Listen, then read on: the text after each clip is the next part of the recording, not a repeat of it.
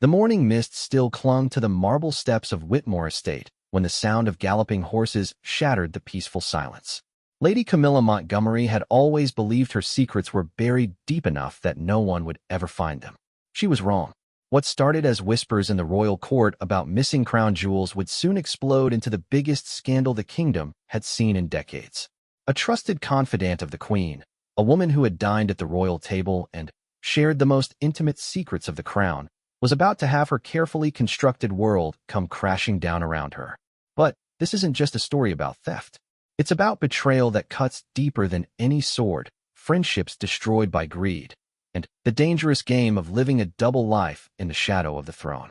When the royal guards finally surrounded Camilla's estate that fateful morning, they had no idea they were about to uncover a web of deception that reached into the very heart of the monarchy itself. The jewels they found hidden in her estate were just the beginning. The real treasure was the truth about who Camilla Montgomery really was, and why she had spent years earning the queen's trust only to steal from her in the most heartbreaking way possible. Some secrets are worth killing for, others are worth dying for, and some, like the ones Camilla had been keeping, are worth losing everything for. Lady Camilla Montgomery stood at the tall windows of her study, watching the sunrise paint the gardens of Whitmore Estate in shades of gold and amber. The estate had been in her family for 3 generations, passed down through a line of distinguished nobles who had served the crown with honor and dedication. She sipped her morning tea from delicate porcelain, the same pattern the queen herself favored, a small reminder of how close she had grown to the royal family over the past 15 years. At 42, Camilla had built a reputation as one of the most trusted advisors in the royal court. Her weekly visits to Buckingham Palace were eagerly anticipated by Queen Eleanor, who had come to rely on Camilla's sharp wit and honest counsel during some of the most challenging periods of her reign. The two women had developed what many observers called a genuine friendship, rare in the calculated world of royal politics. The irony wasn't lost on Camilla that her greatest success in life was also her greatest deception. She walked to her mahogany desk and opened the bottom drawer with a small silver key she kept hidden in a false bottom of her jewelry box. Inside the drawer, wrapped in black velvet, lay 3 stunning pieces that had once adorned the neck, wrists, and ears of queens. The Pemberton diamond necklace, crafted in 1847 for Queen Victoria's coronation anniversary, sparkled even in the dim morning light filtering through her study windows. Beside it lay the Salon's sapphire bracelet, a wedding gift from Prince Albert to his beloved Victoria, and the Maharaja's ruby earrings, acquired during the British expansion into India. Each piece was worth more than most people would see in several lifetimes. Together, they represented nearly £2 million of the crown's most precious jewelry, and they had been missing from the royal vault for exactly 8 months, 2 weeks, and 3 days. Camilla traced the diamonds with her finger, remembering the night she had taken them. It hadn't been planned, not really. She had been granted special access to the vault to help catalog some of the newer acquisitions for an upcoming exhibition. The queen trusted her completely, had even given her the secondary vault codes for emergencies. It was supposed to be just one piece, something small that wouldn't be missed for months, maybe years.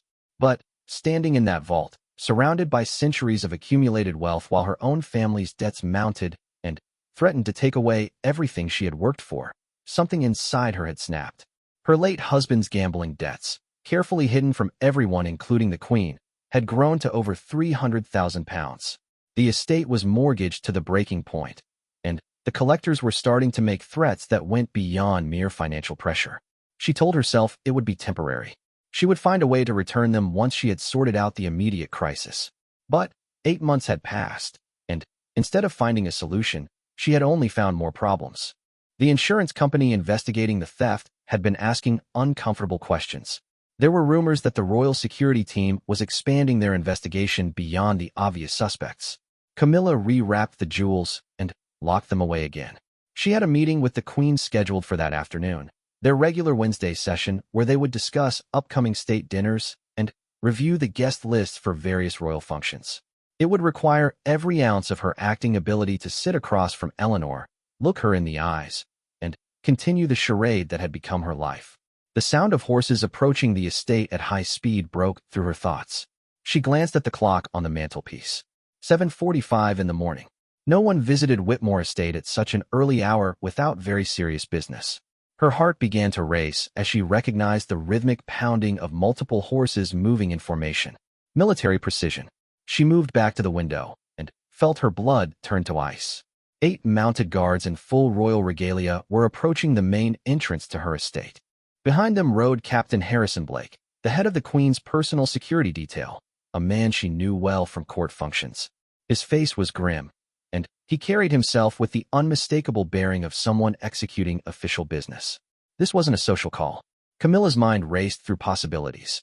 Perhaps there had been a security threat against the Queen, and they were checking on all her close associates. Maybe there was some kind of emergency at the palace, and they needed her immediate assistance. But even as she tried to convince herself of these innocent explanations, she knew better. The formal nature of their approach, the early hour, the full contingent of guards, all pointed to something much more serious. She heard the heavy knocker on her front door echo through the estate's marble halls. Her butler, Edmund, had been with the family for 20 years and would handle the visitors with appropriate dignity, but she knew she needed to present herself immediately. Any delay would only raise suspicions. Camilla took one last look at her desk drawer, ensuring it was properly locked, then smoothed her morning dress and walked downstairs to meet whatever fate awaited her. Each step on the grand staircase felt heavier than the last, as if she were walking toward her own execution.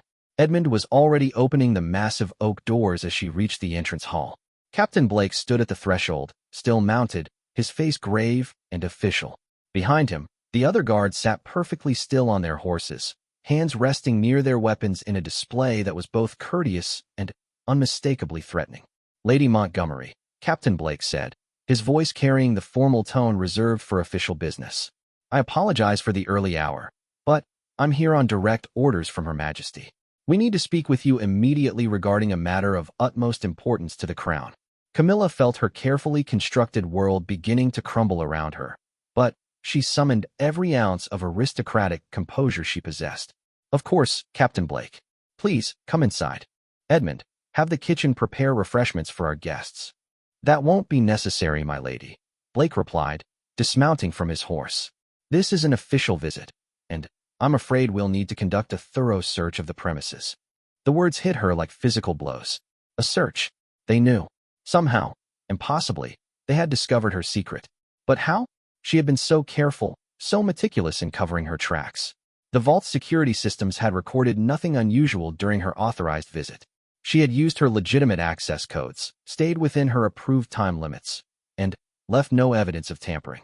A search? She managed to keep her voice steady, even adding a note of confused indignation that she hoped sounded authentic. "Captain, I'm afraid I don't understand. What could you possibly be looking for at Whitmore Estate?"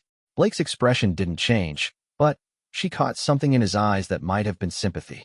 He had always been respectful during their interactions at court, and she sensed that this duty was not one he relished. "I'm not at liberty to discuss the specifics at this time, Lady Montgomery. I have a warrant signed by the High Court, authorizing a complete search of your property in connection with an investigation into missing Crown property." Crown property? They weren't even pretending this was about something else. Somehow, they had traced the theft directly to her. Her mind raced through the past 8 months, trying to identify where she might have made a mistake, left a clue, trusted the wrong person. But she came up empty. She had been perfect in her deception, which meant someone else had betrayed her. "I see," she said, stepping aside to allow Blake and his men entry into her home. "Of course, you must do your duty. I only ask that you conduct your search with the respect due to my family's long service to the crown." "Naturally, my lady. My men are professionals, and your cooperation is noted and appreciated." As the guards filed into her entrance hall, their boots echoing on the marble floors, Camilla caught sight of herself in the ornate mirror that hung beside the grand staircase. The woman looking back at her still appeared every inch the refined lady of the manor, but she could see the fear beginning to show around her eyes. In a matter of hours, possibly minutes, her life as she knew it would be over. The guards began their systematic search of the ground floor, while Blake remained with her in the entrance hall. Standard procedure, she knew. Keep the subject under observation while the search proceeded. She had seen enough criminal investigations during her time advising the Queen to understand the protocol. "Captain," she said, trying one last desperate gambit, "surely you don't suspect me of any wrongdoing? I've served the crown faithfully for 15 years. The Queen herself can vouch for my character. Blake's expression softened slightly, and for a moment she saw the man behind the uniform. Lady Montgomery, I've known you for many years through court functions. You've always conducted yourself with honor and dignity. But I have my orders, and evidence has come to light that requires investigation. I sincerely hope this search will clear your name and allow you to continue your service to Her Majesty. Evidence. Someone had provided them with evidence. But what evidence? And who had access to information that could implicate her? The list of people who even knew about her access to the vault was extremely limited. The Queen herself, the vault's supervisor, 2 senior security officers, and the head of the Royal Archives Department. All of them had been thoroughly vetted and had served the crown for decades. The sound of heavy footsteps on the staircase interrupted her thoughts. 2 guards were making their way to the 2nd floor, where her private study awaited them. Her study, with its locked drawer and its terrible secret that would destroy everything she had worked for her entire life. She watched them disappear up the stairs and knew that her time had run out. In a matter of minutes, they would find the jewels, and her life as Lady Camilla Montgomery, trusted advisor to the Queen, would be over forever. All that remained was to face the consequences of her choices with whatever dignity she could muster. The morning sun continued to stream through the tall windows of Whitmore Estate. But, for Camilla, the day had already grown very dark indeed. The sound of footsteps moving methodically through the rooms above created a rhythm that matched Camilla's racing heartbeat. She stood in her entrance hall with Captain Blake, maintaining an outward appearance of calm, while internally calculating how much time she had before her world collapsed completely. The guards searching her study were thorough professionals. They would find the hidden drawer, and when they did, 15 years of carefully built trust and reputation would be destroyed in an instant. Lady Montgomery, Blake said quietly, perhaps you'd be more comfortable waiting in the drawing room while my men complete their work? She recognized the suggestion for what it was, a courtesy extended to someone whose life was about to be irreversibly changed. In a few minutes, she would no longer be treated as a respected member of the nobility, but as a common criminal. She might as well accept what comfort was offered while it remained available. Thank you, Captain. That's very considerate. They walked together to the drawing room, a space that had hosted countless distinguished guests over the years. The walls were lined with portraits of her ancestors, men and women who had served the crown with genuine honor. Her grandfather had been a military hero, wounded at Waterloo while protecting the life of a young officer who would later become a general. Her father had been a diplomat, instrumental in maintaining peaceful relations with several European nations during a particularly tense period in international politics. And now she would be remembered as the one who had brought shame to the family name. Blake positioned himself near the door, close enough to watch her, but far enough away to avoid making her feel like a caged animal. She appreciated his professionalism even as she dreaded what was coming. From upstairs came the sounds of drawers being opened, furniture being moved, and the systematic dismantling of her private sanctuary. "Captain," she said, settling into her favorite armchair, "might I ask how this investigation began? Surely the palace has security measures in place to prevent unauthorized access to the royal vaults." Blake considered the question carefully before responding. "I can tell you that the investigation began 3 weeks ago when a routine inventory of the vault revealed several pieces were missing. The timing of the discovery was unfortunate, as Her Majesty had planned to wear the Pemberton necklace for the upcoming state dinner with the French ambassador. 3 weeks ago, Camilla felt a chill of realization. The state dinner with France had been scheduled for months, and she herself had helped coordinate some of the details. The Queen had mentioned wanting to wear her grandmother's diamonds for the occasion, a necklace that held special significance because it had been worn during important diplomatic meetings throughout British history. When the vault staff went to retrieve it, they found it missing, along with the other pieces. "That must have been quite alarming," she managed to say. Indeed, the Queen was naturally distressed, not just by the theft itself, but by the betrayal it represented. The number of people with access to that vault is extremely limited. Each person on that list has been thoroughly investigated. Camilla felt another piece of her life slipping away. "And I'm on that list." "You are, my lady. Your access was granted personally by Her Majesty 8 months ago to assist with cataloging the collection for the upcoming exhibition. According to our records, you visited the vault on 3 separate occasions." 3 occasions. She had hoped they would only have records of her authorized visits, but apparently their surveillance was more comprehensive than she had realized. The first 2 visits had been completely legitimate, exactly what they appeared to be. She had spent hours photographing and documenting various pieces for the planned exhibition, work that would have made the royal collection more accessible to the public for the first time in decades. It was during the third visit that she had made the decision that would destroy her life. The sound of rapid footsteps on the stairs interrupted her thoughts. One of the guards was descending quickly, his pace suggesting urgency rather than routine. Blake stepped to the doorway, and she could hear whispered conversation in the hallway. She caught fragments of words that made her stomach clench with dread. Found something, locked drawer, definitely matches the descriptions. Blake returned to the drawing room, his expression now grave and official. The last traces of personal sympathy had been replaced by the cold professionalism of a man doing his unpleasant duty. Lady Montgomery, I need you to remain seated while I go upstairs to examine what my men have discovered. Sergeant Williams will stay with you.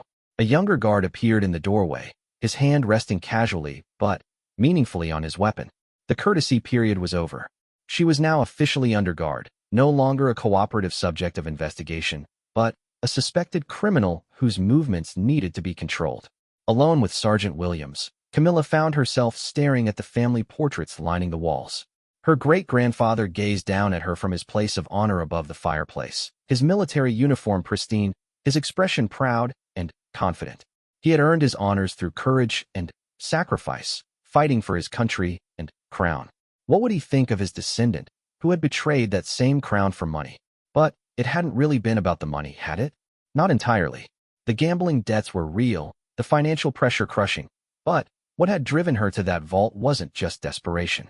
It was something uglier and more complicated. Resentment. Anger. A lifetime of watching the royal family live in unimaginable luxury while she scraped and saved to maintain the appearance of wealth that her position demanded. She had grown up hearing stories about her family's contributions to the crown, about the lands and titles that had been granted to her ancestors in recognition of their service. But over the generations, much of that wealth had been lost through poor investments, economic downturns, and the simple passage of time. By the time she inherited Whitmore Estate, it came with massive debts and crushing expenses that her modest income could never cover. Meanwhile, she spent her days with Queen Eleanor, a woman who literally didn't know the value of money because she had never needed to. The Queen was kind and generous, but she lived in a world where million-pound necklaces were casual accessories, where money was never a concern because there would always be more. The disconnect between that reality and her own desperate financial situation had grown harder and harder to bear. Standing in the vault that night 8 months ago, surrounded by more wealth than most nations possessed, she had felt a rage that surprised her with its intensity. Why should these beautiful things sit locked away, gathering dust, when her family's centuries of service were being repaid with financial ruin? Why should the Queen sleep peacefully in her palace while Camilla lay awake at night wondering if she would lose everything her ancestors had built? The 3 pieces she had taken were just a tiny fraction of the royal collection. They wouldn't even be missed for months, possibly years. And if she could just get through this rough period, pay off the most pressing debts, stabilize the estate's finances, she could find a way to return them. No one would ever need to know. But, of course, someone always needed to know. Someone had known, and now that person had shared their knowledge with the authorities. Heavy footsteps on the stairs announced Blake's return. When he entered the drawing room, he carried a small wooden box that she recognized as the one she had used to transport the jewelry from the vault. Behind him came 2 more guards, and she realized that the entire dynamic of the situation had now shifted. Lady Camilla Montgomery, Blake said, his voice formal and carrying the weight of official authority, I am placing you under arrest on suspicion of theft of crown property. You are not required to say anything, but anything you do say may be used as evidence against you in a court of law. The words she had been dreading finally came, but hearing them spoken aloud was somehow worse than she had imagined. The legal formula, repeated countless times in countless arrests, now applied to her. She was no longer Lady Montgomery, trusted advisor to the Queen.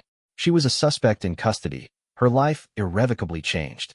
I understand, she said quietly, surprised by how steady her voice sounded. Blake opened the wooden box, revealing the 3 pieces of jewelry that had once belonged to queens. Even in the afternoon light filtering through the drawing room windows, they sparkled with an almost supernatural brilliance. The Pemberton necklace caught the light and scattered it in rainbow patterns across the walls, beautiful and damning.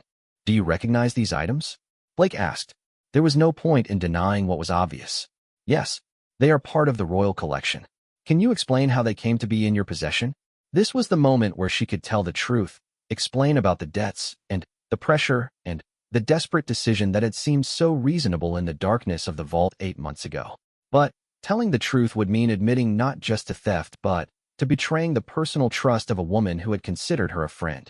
It would mean revealing the extent of her family's financial problems, destroying not just her own reputation, but potentially affecting the estate's ability to recover from its current difficulties. I would prefer to speak with a solicitor before answering any questions about the case, she said. Blake nodded, having expected this response. That is your right. Transport has been arranged to take you to London, where you will be formally charged and have the opportunity to consult with legal counsel.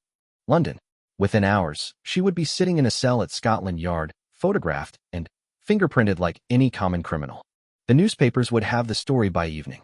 The scandal would consume not just her but potentially damage the reputation of everyone associated with her, including the Queen herself. As Blake secured the jewelry box and prepared to escort her from her home, Camilla took one last look around the drawing room that had been her sanctuary for so many years.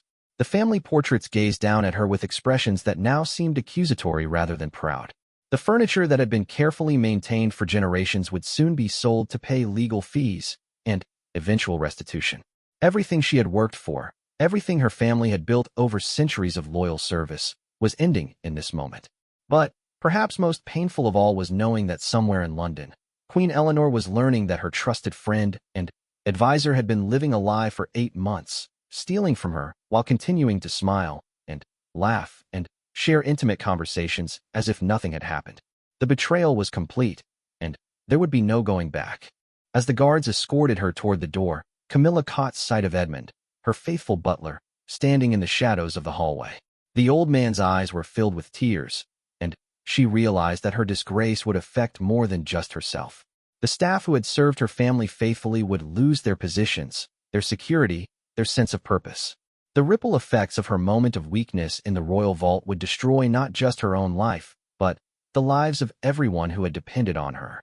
Outside, the horses were waiting to carry her away from Whitmore Estate for what might be the last time. The morning that had begun with such deceptive normalcy was ending with her life in ruins and her future completely uncertain. But even as she faced the consequences of her actions, part of her felt an unexpected sense of relief. The lying was finally over. The carriage ride to London stretched endlessly before Camilla as she sat between 2 royal guards, watching the countryside pass by through windows that felt more like prison bars than portals to freedom.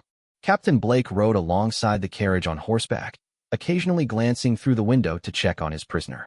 The rhythmic clatter of wheels on cobblestones created a hypnotic backdrop to thoughts that tumbled through her mind like leaves in an autumn storm. She couldn't stop thinking about the moment of discovery. The way Blake's expression had changed when he returned from her study, the wooden box in his hands, the shift from courtesy to official duty. But, more than anything else, she kept wondering about the timing of it all. Why now? What had triggered the investigation that led them directly to her door? The initial inventory that revealed the missing pieces had been routine, according to Blake. But routines don't typically lead to specific suspects within 3 weeks unless someone provides guidance. Someone had pointed the authorities in her direction, someone who knew about her access to the vault, and possibly even knew about the theft itself. As the carriage passed through small villages where people stopped their daily activities to stare at the royal procession, Camilla began to systematically review everyone who could have known about her situation. The list was disturbingly short. Her access to the vault was a matter of record, but the specific details of her visits, the timing, the opportunity to take the jewels, that information would have been available to very few people. The vault's supervisor, Henry Worthington, was a man she had worked with closely during her cataloging project. He was nearing retirement after 30 years of service and had seemed genuinely pleased to have her assistance in organizing the exhibition. Could he have noticed something during her visits that aroused suspicion? But if he had suspected her at the time, why wait 8 months to report it?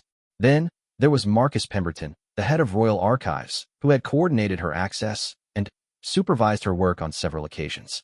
Marcus was ambitious, perhaps overly so, and she had sometimes sensed that he resented her direct relationship with the Queen.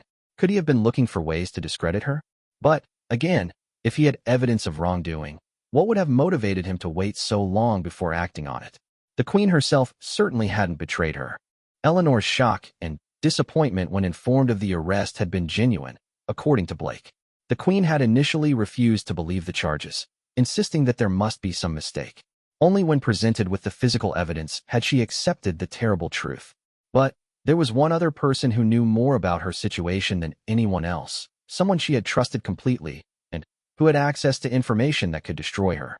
Dr. Margaret Whitfield, her personal physician and longtime friend, was the only person who knew the full extent of her financial problems.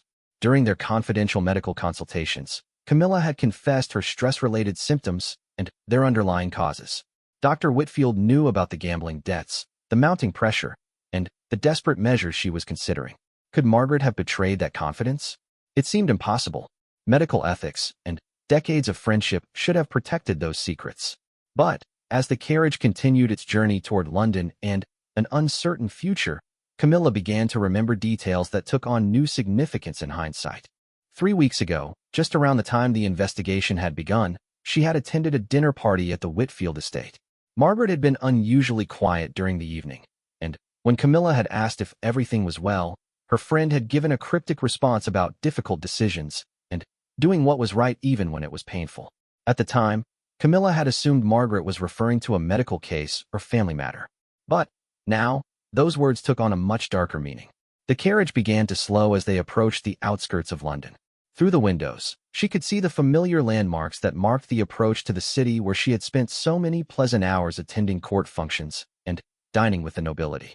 Now those same streets would lead her to Scotland Yard, and the beginning of what would likely be the most humiliating experience of her life. Captain Blake appeared at the carriage window as they stopped to change horses. "Lady Montgomery, we'll be arriving at Scotland Yard within the hour. Is there anything you need before we continue?" "Captain, might I ask you something?" "Of course. How did the investigation focus on me so quickly? Surely there were other people with access to the vault who would have been equally suspect." Blake hesitated, clearly weighing how much information he could appropriately share.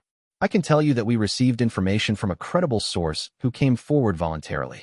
This person provided details that helped narrow our investigation considerably." A credible source who came forward voluntarily. Someone had betrayed her, just as she had betrayed the Queen. The irony was bitter and complete. "I see. And this source, were they someone I know?" "Lady Montgomery, I'm not at liberty to discuss the specifics of our investigation methods or sources. You'll have the opportunity to learn more during the formal legal proceedings." As the carriage resumed its journey with fresh horses, Camilla found herself thinking about Margaret Whitfield with a mixture of anger and understanding. If her longtime friend had indeed been the source of information that led to her arrest, what had motivated such a betrayal? Was it simple moral duty, the belief that theft from the crown couldn't be ignored regardless of personal friendship? Or was there something more complex at work? Margaret had always been scrupulously honest, sometimes to a fault. During their years of friendship, she had occasionally been critical of what she saw as moral compromises in Camilla's position at court. She disapproved of the gossip and political maneuvering that were part of royal service, preferring her own straightforward medical practice where right and wrong were more clearly defined. But Margaret had also been one of the few people who knew how desperately unhappy Camilla had become in recent years. She knew about the financial pressure, the sleepless nights, the growing resentment toward the royal family, who lived in such luxury while their loyal servants struggled with problems that small amounts of their vast wealth could easily solve. During their last private conversation, just 2 weeks before the arrest, Margaret had asked pointed questions about Camilla's stress levels and suggested that she might want to consider stepping back from her royal duties if they were causing such personal distress. At the time, Camilla had deflected the suggestion, insisting that her service to the crown was too important to abandon. But now she wondered if Margaret had been trying to give her an opportunity to confess, to find a way out of the situation before it became criminal rather than just morally questionable. The carriage entered London proper as afternoon shadows began to lengthen. The bustling city streets were filled with people going about their daily business, unaware that a major royal scandal was unfolding in the carriage passing by. By tomorrow, the newspapers would be full of the story, and she would become a subject of public fascination and condemnation. Scotland Yard loomed ahead, its imposing stone facade representing the machinery of justice that would now determine her fate. But even as she prepared to face the immediate consequences of her actions, Camilla found herself thinking about the larger implications of what had happened. Her arrest would raise uncomfortable questions about royal security, about the screening of people granted access to the crown's most precious possessions, about the very nature of trust in an institution built on centuries of tradition and protocol. The queen would be personally devastated, not just by the theft itself, but by the realization that she had been deceived by someone she considered a friend. The breach of personal trust would be far more painful than the loss of the jewels, which were, after all, merely objects that could be recovered. But there would also be political implications. Opposition politicians would use the scandal to question the competence of the royal household, the effectiveness of security measures, and the wisdom of granting trusted access to people outside the immediate royal circle. The monarchy had weathered many scandals over the centuries, but each one left scars and created vulnerabilities that enemies could exploit. As the carriage finally came to a stop in front of Scotland Yard, Camilla realized that her personal disgrace would have consequences far beyond her own life. The ripple effects would touch everyone from Queen Eleanor herself down to the palace staff, who would now face increased scrutiny and suspicion. Her moment of weakness in the royal vault had opened a wound in the institution she had served for 15 years. Captain Blake opened the carriage door and offered his hand to help her down, a gesture that maintained the forms of courtesy even in these circumstances. The facade of Scotland Yard rose before her like a monument to accountability, its windows gleaming in the late afternoon sun. "Lady Montgomery," Blake said quietly as they approached the entrance, "I want you to know that this duty has been one of the most difficult of my career. Despite the circumstances, you've conducted yourself with dignity throughout this process." She nodded, grateful for his kindness even as she steeled herself for what was to come. "Thank you, Captain. You've been more courteous than I had any right to expect." As they entered the building where she would be formally processed, photographed, and charged, Camilla caught sight of her reflection in the glass doors. The woman looking back at her still appeared every inch the lady of quality she had been that morning, but something fundamental had changed in her eyes. The careful composure she had maintained throughout her adult life had been replaced by something harder and more honest. The lies were over. The pretense was finished. Whatever came next, she would face it as herself rather than as the carefully constructed persona she had presented to the world for so many years. But first, she would need to discover who had betrayed her secrets and why. The truth about her informant would determine not just her legal strategy, but her understanding of human nature itself. In a world where she had betrayed the Queen's trust while someone else had betrayed hers, the very concept of loyalty had become impossibly complex. The heavy doors of Scotland Yard closed behind her with a sound that seemed to echo through the corridors of power all the way back to Buckingham Palace. The Old Bailey had seen countless cases throughout its distinguished history, but few had captured public attention quite like the trial of Lady Camilla Montgomery. For 3 days, the courtroom had been packed with journalists, nobility, and curious members of the public eager to witness the downfall of someone who had once moved in the highest circles of power. The case had everything the press loved: betrayal, royal jewels, aristocratic scandal, and the spectacular fall of a trusted insider. Camilla sat in the dock, wearing a simple black dress that spoke of dignity rather than defiance. Her solicitor, Richard Harrington, was one of London's most respected criminal barristers, a man whose reputation for handling sensitive cases involving the nobility had made him the obvious choice despite the substantial fees his family could no longer afford. The irony wasn't lost on her that defending herself against charges of theft would complete the financial ruin that had motivated the theft in the first place. The prosecution had presented their case with methodical precision. They had established her authorized access to the royal vault, documented her presence during the time frame when the theft occurred, and presented the physical evidence recovered from her estate. The case seemed ironclad, and public opinion had already rendered its verdict. The newspapers had dubbed her the palace thief, and speculated endlessly about her motives and methods. But throughout the first 3 days of proceedings, one crucial element had been missing. The prosecution had referred repeatedly to information from a confidential source who had helped focus their investigation, but that source had not yet been called to testify. Harrington had been pressing for disclosure of the informant's identity, arguing that Camilla's right to confront her accusers was fundamental to British justice. On the morning of the 4th day, Judge Harrison ruled that the prosecution must either produce their source or withdraw any evidence derived from that person's information. It was a significant victory for the defense, but one that came with the terrible price of learning who had betrayed her. "Your Honor," announced Sir Charles Whitmore, the lead prosecutor, "the Crown calls Dr. Margaret Whitfield." The name hit Camilla like a physical blow. Even though she had suspected Margaret's involvement during the carriage ride to London, hearing it confirmed in open court was devastating.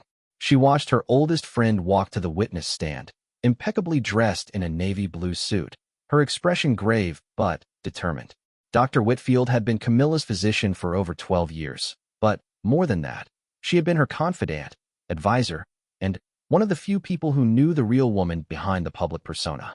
They had shared countless conversations about everything from medical concerns to personal dreams, and Margaret had been one of the few people who had seen Camilla cry during the darkest moments of her financial crisis. As Margaret raised her right hand to be sworn in, their eyes met across the courtroom. For just a moment, Camilla saw something that might have been regret or sorrow in her friend's expression. But when Margaret spoke the oath, her voice was clear and steady, carrying the conviction of someone who believed she was doing the right thing regardless of the personal cost. "Dr. Whitfield," Sir Charles began, "how long have you known the defendant?" "I have been Lady Montgomery's personal physician for 12 years, and we have been friends for nearly 15 years. In your capacity as her physician, did Lady Montgomery ever discuss personal financial matters with you?" "She did. During our consultations, she revealed that she was experiencing significant stress related to financial difficulties. She described mounting debts, pressure from creditors, and fear that she might lose her family estate." "Did she ever discuss her work with the Royal Collection?" "Yes. She mentioned that she had been granted special access to catalog items for an upcoming exhibition. She seemed excited about the work initially, but later expressed frustration about what she called the disconnect between royal wealth and her own financial struggles." Each answer felt like a dagger to Camilla's heart. These were private conversations, protected by medical confidentiality, shared between friends during moments of vulnerability. To hear them recited in a public courtroom as evidence against her was almost unbearable. "Dr. Whitfield, did there come a time when Lady Montgomery made specific statements about the royal jewels?" Margaret hesitated for the first time, and Camilla saw her hands tremble slightly. "Yes. During a consultation in September, approximately 8 months ago, she made comments about the unfairness of so much wealth sitting unused while loyal servants of the crown faced financial ruin. She said that some of the pieces in the vault wouldn't be missed for years, and wondered if anyone would notice if they were temporarily removed. What was your response to these statements?" "I advised her that such thoughts were dangerous and could lead to serious consequences. I suggested she consider seeking financial counseling or perhaps requesting assistance from the royal household's staff welfare programs." "Did she follow your advice?" "No. In subsequent consultations, she became increasingly agitated about her financial situation and more resentful toward the royal family. In January of this year, she mentioned that she had found a temporary solution to her problems, but refused to discuss details." The courtroom was completely silent as Margaret's testimony continued. Camilla could feel the eyes of everyone present focused on her, measuring her reaction to each revelation. But what struck her most was the realization that Margaret had been documenting these conversations, perhaps from the very beginning, building a record of her deteriorating mental state and growing desperation. Harrington rose for cross-examination, his expression carefully controlled. "Dr. Whitfield, these conversations you've described took place during medical consultations. Is that correct?" "Yes, that's correct. Are you familiar with the concept of doctor-patient confidentiality?" "Of course I am." "Then, perhaps you can explain to the court why you felt justified in violating that confidentiality by reporting private medical conversations to the authorities?" Margaret's composure faltered slightly, but she recovered quickly. "When the news of the missing royal jewels became public, I realized that my patient's previous statements might be relevant to the investigation. After considerable soul-searching, I concluded that my duty to the crown superseded my obligation to maintain confidentiality in this specific case." "So you made a deliberate choice to betray the trust of someone who had confided in you during moments of personal crisis?" Sir Charles objected to the characterization, but Judge Harrison allowed the question. Margaret's answer came quietly, but firmly. "I made a choice to prevent further damage to the crown and to help my friend face the consequences of what I believed she had done. Sometimes friendship requires difficult decisions. Dr. Whitfield, isn't it true that you had been encouraging Lady Montgomery to distance herself from royal service for months before you contacted the authorities?" I had suggested that her royal duties seemed to be causing her significant stress and might not be beneficial for her mental health. And when she didn't take your advice to withdraw from royal service, you decided to force the issue by ensuring she would be arrested and charged with theft. That's not accurate. My decision to contact the authorities was motivated by duty to the crown, not by any desire to manipulate my friend's career choices. But Harrington had planted the seed of doubt, and Camilla could see some members of the jury considering the possibility that Margaret's motives were more complex than simple duty to the crown. During their years of friendship, Margaret had often expressed disapproval of what she considered the corrupting influence of royal service on people's moral character. She believed that proximity to absolute power and unlimited wealth inevitably led to compromise and ethical deterioration. When court recessed for lunch, Camilla found herself alone with Harrington in a small conference room. For several minutes, neither spoke as they processed the morning's revelations. "She's been planning this for months," Camilla finally said. "Every conversation, every consultation, she was building a case against me." "It's possible," Harrington replied carefully. "But it's also possible that she genuinely struggled with the decision and only came forward when she felt she had no choice. The timing suggests that the announcement of the missing jewels forced her hand rather than her driving the investigation from the beginning. Does it matter? The result is the same. My oldest friend has destroyed me. Lady Montgomery, I need to ask you directly. Given Dr. Whitfield's testimony, do you want to change your plea? The evidence against you is overwhelming, and the prosecution might be willing to negotiate a reduced sentence in exchange for a guilty plea and cooperation in returning the stolen items." Camilla considered the question seriously. A guilty plea would end the public spectacle, reduce her sentence, and allow everyone involved to begin the process of moving forward. But it would also mean accepting that her life had been reduced to this single act of desperation, that 15 years of loyal service would be forgotten in favor of one night's weakness. "No," she said finally. "I want the full truth to come out, regardless of the consequences. If I'm going to be destroyed, let it be complete and honest." That afternoon, when court resumed, Harrington called his first witness for the defense. Edmund Hartwell, the butler who had served the Montgomery family for 20 years, testified about the family's financial struggles and the mounting pressure that had been building for months before the theft. His testimony painted a picture of a woman driven to desperation by circumstances beyond her control, someone who had exhausted all reasonable options before making an unreasonable choice. But the most dramatic moment came when Harrington called Camilla herself to the witness stand. Against conventional wisdom and his own advice, she had insisted on testifying in her own defense. She wanted to explain not just what she had done, but why she had done it, and what it meant to live in the shadow of the crown while struggling with problems that seemed insignificant compared to royal wealth, but were devastating to those who experienced them.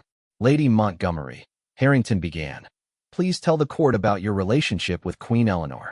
The Queen has been more than an employer to me. Over the years, we developed what I believed was a genuine friendship. She trusted me with personal confidences, invited me to private family gatherings, and relied on my advice during difficult periods. I loved her like a sister, which makes my betrayal all the more painful to contemplate. If you felt such affection and loyalty toward Her Majesty, how do you explain taking jewelry from the royal collection?" Camilla took a deep breath before answering. "Your Honor, members of the jury, I cannot offer any justification for what I did. It was theft, pure and simple, motivated by desperation and resentment that had been building for years. But I want you to understand the context in which this crime occurred." She went on to describe the financial pressure, the mounting debts, the sleepless nights wondering if she would lose everything her family had built over generations of loyal service to the crown. She talked about the bitter irony of advising the Queen about state dinners that cost more than most people earned in a lifetime, while her own staff went without proper heating because she couldn't afford the utility bills. "I convinced myself that it was temporary, that I would find a way to return the pieces once I had stabilized my situation. I told myself that the crown would never miss 3 items from a collection of thousands, and that my family's centuries of service had earned some consideration. But these were lies I told myself to justify the unjustifiable. Do you regret your actions? I regret the theft, absolutely. But more than that, I regret the betrayal of someone who trusted me completely. The Queen's friendship was the most valuable thing in my life, and I destroyed it for pieces of jewelry that could never replace what I lost." The courtroom was completely silent as she returned to the defendant's chair. Even the journalists had stopped scribbling notes, caught up in the emotional honesty of her testimony. But Camilla knew that honesty, no matter how complete, couldn't undo what she had done or restore what had been lost. The trial was nearly over, and soon the jury would decide her fate. But, regardless of their verdict, she had finally told the complete truth about her crime, her motivations, and her regrets. In losing everything else, she had at least recovered her honesty. The jury had been deliberating for 6 hours when they returned to the courtroom at 4:30 in the afternoon. The packed gallery fell into absolute silence as the 12 men and women who would determine Camilla's fate filed back into their seats, their expressions carefully neutral. Judge Harrison called the court to order, and the foreman rose to deliver the verdict that would end this chapter of royal scandal. On the charge of theft of crown property, we find the defendant guilty. The words rang through the courtroom like a bell tolling the end of an era. Camilla felt the finality of the verdict settle around her like a heavy cloak, but she also experienced an unexpected sense of relief. The uncertainty was over. The lying was finished. Whatever came next, she would face it with the truth finally revealed and her conscience, if not clear, at least no longer burdened by deception. Judge Harrison scheduled sentencing for the following week, allowing time for the preparation of impact statements and the completion of pre-sentence investigations. As she was led from the courtroom, Camilla caught sight of several familiar faces in the gallery. Some were former colleagues from court, their expressions ranging from pity to disgust. Others were journalists who had covered her trial with the hunger of people feeding on scandal. But, in the back row, almost hidden behind the crowd of reporters, she saw Dr. Margaret Whitfield. Their eyes met for just a moment, and Camilla saw tears running down her former friend's face. Margaret had gotten what she wanted, vindication of her decision to come forward. But the victory clearly brought no joy. The destruction of their friendship had cost both women something precious that could never be recovered. The week between conviction and sentencing passed in a blur of legal consultations and media speculation. The newspapers dissected every aspect of the case, from her family's financial history to the security implications for the royal household. Editorial writers debated whether her sentence should reflect the betrayal of trust or the desperation that had motivated her actions. Some called for the maximum penalty as a deterrent to others who might be tempted to exploit their privileged positions. Others argued for mercy, pointing to her years of faithful service and the personal circumstances that had driven her to crime. Throughout it all, Camilla remained in Holloway Prison, where she had been held since her conviction. The institution housed women from all walks of life, and she found herself sharing space with people whose crimes ranged from petty theft to violent assault. The contrast between her current surroundings and the elegant drawing rooms where she had once taken tea with the Queen was stark and deliberately humbling. But, perhaps most painfully, she had received no word from Queen Eleanor herself. No message of forgiveness, no expression of personal disappointment, nothing to acknowledge the 15 years of friendship that had been destroyed along with everything else. The silence spoke more clearly than any words could have about the depth of the betrayal and the impossibility of redemption. On the morning of her sentencing, Camilla was transported back to the Old Bailey for the final act of the legal drama that had consumed public attention for weeks. The courtroom was again packed, with additional security to manage the crowds of people who had gathered outside, hoping to witness the conclusion of the case. Judge Harrison began by acknowledging the unusual nature of the crime and the defendant. Lady Montgomery, you stand before this court having been convicted of a serious breach of trust that strikes at the very heart of our constitutional monarchy. The theft of crown property by someone granted privileged access represents not just a crime against property, but an assault on the institution of the crown itself. He paused, allowing the weight of his words to settle over the courtroom. However, the court must also consider the circumstances that led to this crime and the character of the individual who committed it. You have served the crown faithfully for 15 years, and numerous character witnesses have testified to your integrity and dedication during that period. Camilla stood as Judge Harrison prepared to announce her sentence, steeling herself for whatever punishment awaited her. She had already lost everything that mattered to her: her reputation, her friendship with the Queen, her position in society, and her family's honor. Prison would be just the formal conclusion of a destruction that was already complete. Taking into account the serious nature of the crime, the breach of trust involved, and the need to send a clear message about the consequences of such actions, but also considering your previous good character, your cooperation with the investigation, and the personal circumstances that contributed to your actions, I sentence you to 3 years imprisonment. 3 years. The sentence was at the lower end of what had been expected, reflecting both the judge's recognition of her previous character and the mitigating circumstances of her financial desperation. But 3 years in prison would ensure that by the time she was released, the world she had known would be gone forever. As she was led from the courtroom for the final time, Camilla caught sight of a figure near the back of the gallery who made her heart skip. Richard Pemberton, the Queen's private secretary, was sitting quietly in the last row, his presence barely noticeable among the crowd of journalists and spectators. Their eyes met briefly, and he gave an almost imperceptible nod before looking away. His presence spoke volumes. The Queen had not come herself, could never be seen publicly acknowledging someone who had betrayed her trust so completely. But she had sent her most trusted advisor to witness the conclusion of the case, to see justice done, and perhaps to carry back word of how Camilla had conducted herself during this final ordeal. It was a gesture that spoke of the complex emotions surrounding the entire affair. Queen Eleanor was hurt, angry, and betrayed, but she was also someone who had genuinely cared about Camilla as a friend. The presence of her representative at the sentencing suggested that some small part of that caring remained, even if forgiveness was impossible. Back in Holloway Prison, Camilla began the process of adapting to a life she could never have imagined just months before. The routine was strict and unforgiving, designed to strip away the pretenses and privileges that had defined her previous existence. She shared a small cell with a woman convicted of fraud, ate institutional food at communal tables, and performed assigned work in the prison laundry. But, perhaps most importantly, she began to write. Using paper and pencils provided by the prison, she started composing what would become a detailed account of her experiences, from the desperate decision in the royal vault through the trial and conviction. Writing became her way of processing what had happened, of understanding how someone who had prided herself on integrity and loyalty could have fallen so far. Her memoir, when it was eventually published after her release, would become a sensation.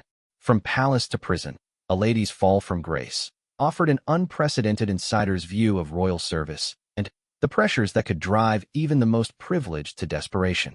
The book revealed details about life in the royal household that had never been publicly discussed, from the informal relationships between the Queen and her advisors to the financial realities faced by those who served the crown. But the memoir was also unflinchingly honest about her own failings. She didn't attempt to minimize her crime or shift blame to others. Instead, she offered a psychological portrait of someone whose resentment and financial pressure had gradually eroded her moral boundaries until theft seemed like a reasonable solution to her problems. The book's publication 3 years later would reignite public interest in her case and prompt new discussions about royal security, the treatment of the crown's servants, and the nature of loyalty itself. Some readers would sympathize with her plight, seeing her as a victim of a system that expected absolute devotion while providing inadequate support. Others would condemn her as a traitor who had betrayed sacred trust for personal gain. But, within the walls of Holloway Prison, as she served her sentence day by day, Camilla found something she hadn't expected: peace. The constant stress of maintaining her deception was gone. The financial pressure that had driven her to crime had been replaced by the simple routine of prison life. For the first time in years, she was able to sleep through the night without worrying about creditors or maintaining appearances. 6 months into her sentence, she received her first visitor. Dr. Margaret Whitfield sat across from her in the prison visiting room, both women changed by the events that had brought them to this point. Margaret looked older, worn down by the weight of her decision to betray a friend's confidence. Camilla had lost the polished appearance of aristocracy, but she seemed calmer, more at peace with herself than she had been in years. They spoke quietly for an hour, two women trying to understand how their friendship had led to this moment of reckoning. Margaret explained her agonizing decision to come forward, how she had spent weeks wrestling with her conscience before finally contacting the authorities. She had hoped that her information would lead to a quiet resolution, perhaps allowing Camilla to return the jewelry and resign from royal service without criminal charges. "I never wanted this to happen," Margaret said, tears in her eyes. "I thought I was helping you by forcing you to face what you had done before it got worse." Camilla reached across the table and took her friend's hand. "You were right to come forward. I was destroying myself and would have eventually destroyed others. You gave me the chance to stop lying and start facing the truth." It was forgiveness of a sort, though both women knew their friendship could never be what it had been. Too much had happened, too much trust had been broken on both sides. But, in that prison visiting room, they were able to acknowledge that they had both been trying to do what they thought was right, even when their definitions of right had led them to opposite conclusions. Margaret never visited again, but she sent letters occasionally, updates about mutual friends, and changes in the world beyond prison walls. Through her, Camilla learned that Queen Eleanor had recovered from the shock of betrayal and had instituted new security measures for the royal collection. The exhibition that Camilla had been helping to organize had been postponed indefinitely, but plans were being made to eventually open parts of the royal collection to public viewing. More personally, she learned that Whitmore Estate had been sold to pay legal fees and restitution to the crown. The staff had been given generous severance packages, and Edmund, her faithful butler, had found a position with another noble family. The portraits of her ancestors, the furniture that had been in the family for generations, all of it had been dispersed to pay for the consequences of her moment of weakness. But, perhaps most significantly, she learned that the Queen had established a confidential fund to provide emergency financial assistance to members of the royal household staff who found themselves in desperate circumstances. It was Eleanor's response to learning that someone she had trusted and cared about had been driven to crime by problems that could have been easily solved with a fraction of the crown's resources. The fund would help ensure that no one else would face the impossible choice between financial ruin and betrayal of trust. It was the Queen's way of honoring their friendship while acknowledging the lessons learned from its destruction. As Camilla served out the remainder of her sentence, she often thought about the chain of events that had led from her moment of desperation in the royal vault to her current situation. She had lost everything she had once valued: position, reputation, friendship, and family heritage. But, in losing all of that, she had found something else: honesty, both with herself and with the world. When she was finally released after serving 2 years of her 3-year sentence, she emerged into a world that had largely forgotten about her case. New scandals had captured public attention, and the woman who had once dined with the Queen was now just another ex-convict trying to rebuild her life. But she was also free in ways she had never been before. Free from the pressure of maintaining appearances she couldn't afford, free from the guilt of living a lie, free from the resentment that had slowly poisoned her relationship with the crown she had served. The price had been enormous, but the honesty was worth it. She never saw Queen Eleanor again, but she often wondered if the monarch ever thought about their friendship and what might have been different if pride and protocol hadn't prevented them from having honest conversations about the realities of service and sacrifice.